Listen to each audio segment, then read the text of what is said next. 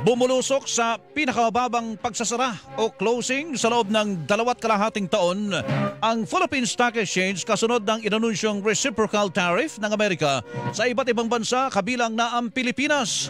Naitala ang Philippine Stock Exchange Index kahapon sa 5,822.85.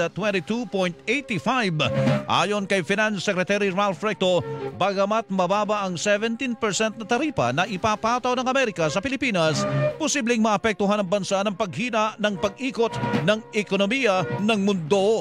Kahit pa paano maapektuhan tayo niyan, dagdag pa dyan dahil buong mundo dinagyan ng matataas na taripa ay hihina ang pag-ikot ng ekonomiya ng buong mundo.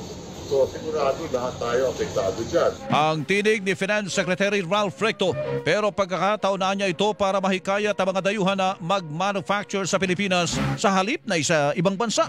Ayon naman sa Malacanang, umiiral na rin ang ilang batas tulad ng Create More Act na magbibigay ng mga insentibo sa mga mamumuhunan na magbukas ng mga pasilidad at maglagak ng puhunan sa bansa.